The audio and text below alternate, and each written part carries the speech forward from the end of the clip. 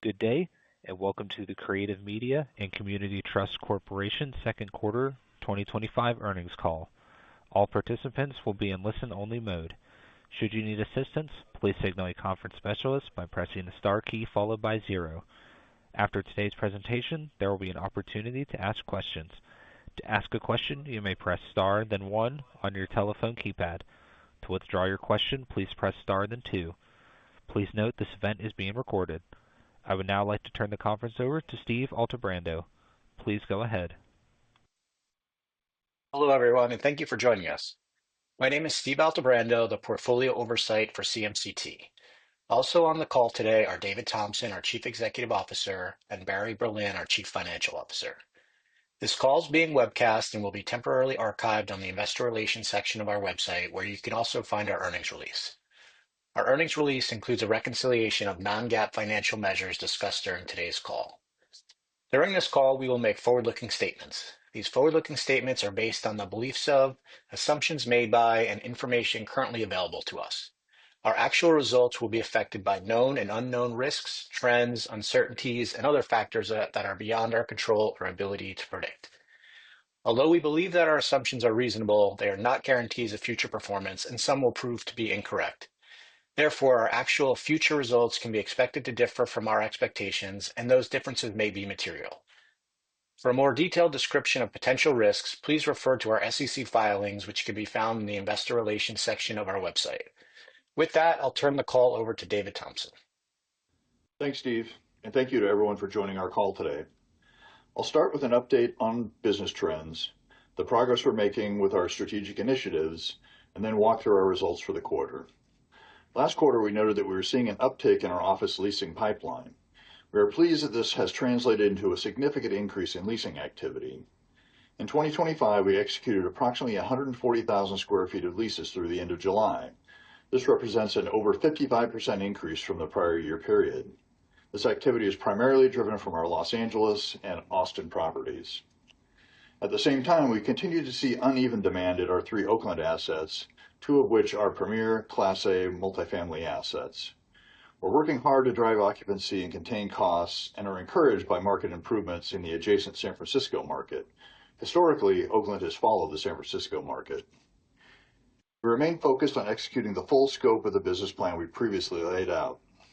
Today, our key areas of focus are improving our balance sheet and liquidity, improving property level performance, and evaluating asset sales as part of our broader strategic plan. In terms of our balance sheet and liquidity, we are pleased that we continue to make significant progress on the goals we outlined last September. Since then, we have successfully secured property level financing on 7 of our assets. The proceeds from these financings have allowed us to fully repay and retire our recourse credit facility, which carried a balance of approximately $169 million at the end of the third quarter of 2024. In addition, the financings have supported key growth initiatives, including lease-up efforts at our Beverly Hills, Culver City, Brentwood, and Austin properties, and renovations at our hotel property in Sacramento. We have also made significant progress in addressing our near-term debt maturities. Specifically, we extended the debt maturity on our multifamily property at 1150 Clay in the Bay Area to the summer of 2026. And earlier this month, we closed on a modification of our other multifamily property in the Bay Area, Channel House, that pushes its maturity to January 2027. In addition, in June, our lending division closed a $20 million revolving credit facility to help support originations. These actions further enhance our financial flexibility as we continue executing on our strategic plan. With respect to improving property level performance, I'll start with our long-standing goal to grow the multifamily portion of the portfolio. Including joint ventures, we now have 4 operating assets, 1150 Clay and Channel House in the Bay Area, and 701 South Hudson and 1902 Park Avenue in Los Angeles. Our 5th, 1915 Park in Los Angeles, remains on track to deliver this quarter. We believe there is significant opportunity to grow our multifamily net operating income through marking rents to the current market, improving occupancy, and lowering costs. The delivery of 1915 Park this quarter will also support improved NOI in this segment. In our office segment, as I noted earlier, we've seen a sharp increase in leasing activity in the first half of the year, with this momentum continuing into July.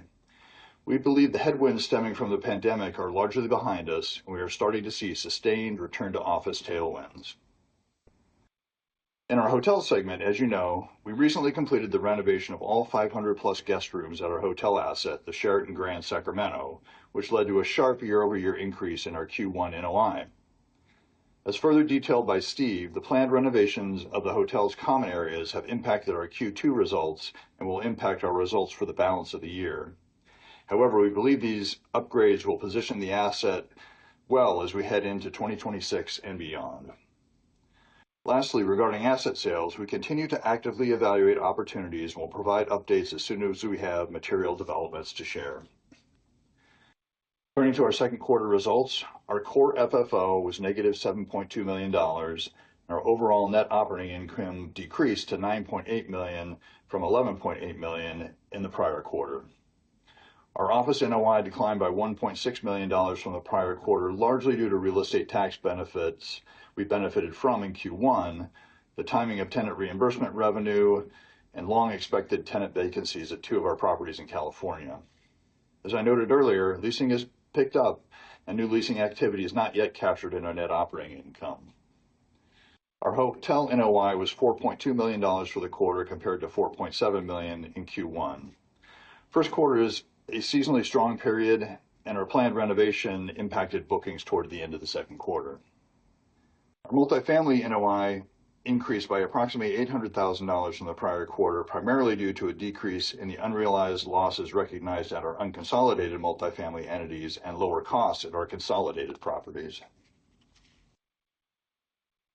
Our lending NOI declined approximately $640,000, primarily due to higher reserves as well as lower revenue as a result of loan payoffs.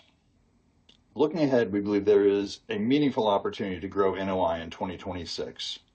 This outlook is supported by several key drivers: the continued improvement in office leasing activity, the full completion of renovations at our hotel asset, and steady gains in the multifamily performance through higher rental rates, improved occupancy, and the delivery of new units, as well as the potential benefit of a declining interest rate environment. With that, I will turn it over to Steve to provide more details on the portfolio. Thanks, David. I would like to give a little more detail on our segments. Starting with multifamily, we continue to focus on growing our premier newer vintage multifamily portfolio. As David mentioned, we believe there's a significant opportunity to grow our multifamily net operating income through increasing rental rates and occupancy and lowering costs. Starting in Los Angeles, we continue to make progress on our lease up at 701 South Hudson, the residential component of our partial office to residential conversion completed towards the end of last year. Multifamily occupancy at the property was approximately 68% at the end of this quarter, up from 41% at the end of the prior quarter. As a reminder, the top two floors of this property were converted into 68 high-end residential units, while the ground floor creative office, known as 4750 Wilshire, remains 100% leased. As mentioned on our previous calls, we believe there's an opportunity to develop additional units on the back surface lot of the property, given recent zoning changes. We will provide additional details in the future as we progress through the pre-development phase. Also in Los Angeles, we have one development underway at 1915 Park, which is a 36-unit ground-up multifamily development. We expect to begin lease-up of this asset in the third quarter. This development is a joint venture with an international pension fund and is being built on land adjacent to our office building at 1910 West Sunset in Echo Park, a highly desirable walkable submarket with attractive dining and entertainment options. In Oakland, we saw a slight pickup in total occupancy in the quarter. The market is still challenging, but we believe our properties will benefit near term from lower operating costs and ultimately benefit from a lack of new construction in the Oakland residential market, as well as an overall recovery in the Bay Area that is already underway. Turning to the office segment, last quarter we highlighted that we had a very active pipeline, and that has translated into very strong leasing activity. We are specifically seeing strong demand at our Austin and LA assets. We executed approximately 48,000 square feet of leases in the quarter and approximately 78,000 square feet on a year-to-date basis. This is in addition to the 176,000 square feet of leases in the fourth quarter of 2024. The largest was our nearly 11-year lease with Boston Scientific for approximately 31,000 square feet at our Penfield Creative Office property. Our office lease percentage was approximately 70% at the end of the second quarter, and when excluding our office building in Oakland, our lease percentage was approximately 80%. Turning to our hotel, as David mentioned, we recently completed the renovation of all 500 plus rooms at our hotel asset in Sacramento. We were very pleased to see net operating income grow 15% year over year in the first quarter. We are now proceeding with an approximately $11 million renovation of the common area space, which primarily includes upgrades to the ballroom, banquet space, public space, and food and beverage areas. The renovation is being funded by $8 million of key money we received as part of the extension of our management agreement with Marriott, cash flow from the property, and future funding on the mortgage. We believe the asset will be very well positioned as we head into 2026. With that, I'll turn the call over to Barry. Good morning. I'm going to spend a few minutes going over the comparative financial highlights for the second quarter of 2025 versus the second quarter of 2024, starting with our segment NOI, which was $9.8 million in the second quarter of 2025, compared to $16.2 million in the prior year comparable period. Broken down by segment, the decrease of $6.4 million was driven by decreases of $3.4 million in NOI from our office properties, $2.1 million from our multifamily properties, $162,000 from our hotel property, and $790,000 from our lending business. Our office segment NOI for Q2 2025 was $5.5 million versus $8.9 million during Q2 2024. The decrease was primarily driven by a decrease in rental revenue at our office property in Oakland, California, attributable to a decrease in occupancy, as well as by a decrease in income from our unconsolidated office entities due to a decrease in the unrealized gain recognized on their investments in real estate. Our multifamily segment NOI was $189,000 during Q2 2025, compared to income of $2.3 million from the prior year comparable period. The decrease was driven by an unrealized loss on investment in real estate at one of our unconsolidated joint ventures during the second quarter of 2025, as well as a decrease in revenues at our multifamily properties in Oakland, California, as a result of a decline in occupancy and monthly rent per occupied unit, net of rent concessions, compared to the prior year comparable period. Our hotel segment NOI for Q2 2025 was $4.2 million compared to $4.3 million in prior year comparable period. The decrease was driven by a decrease in food and beverage sale revenues.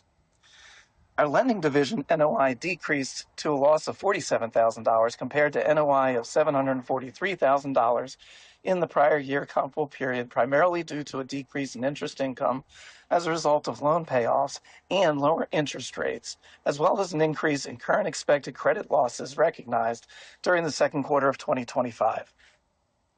Below the segment NOI line, we had an increase of interest expense of $1.3 million, which was driven by a higher aggregate debt balance, as well as an increase in transaction-related costs of $668,000. Our FFO was negative $7.9 million, or negative $10.42 per diluted share, compared to negative $3.3 million, or negative $33.46 per diluted share in the prior year comparable period. And our core FFO was negative $7.2 million, or negative $9.53 per diluted share, compared to negative $2.1 million, or negative $21.93 per diluted share in the prior year comparable period. The per-share financial information is presented after giving effect to the shareholder-approved 1-for-25 reverse stock split that was completed on April 15th this year.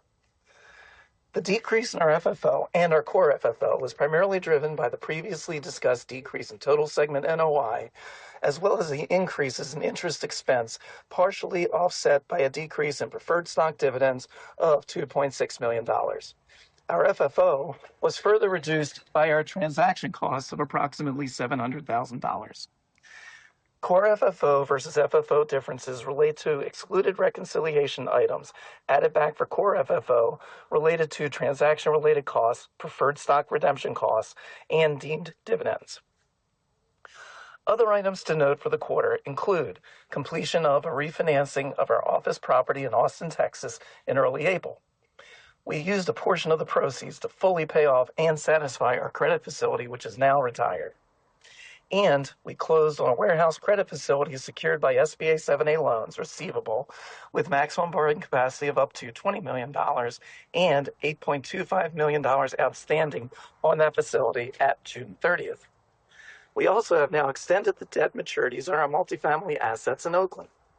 With that, we can open the line for questions. We will now begin the question and answer session.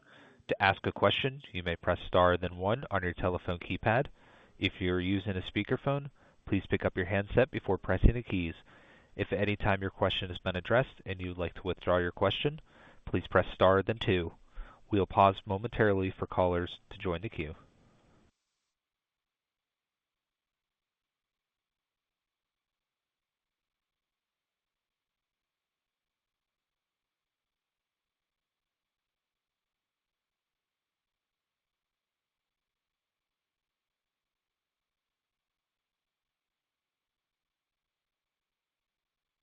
Seeing no questions, this concludes the question and answer session and today's conference call. Thank you for attending today's presentation. You may now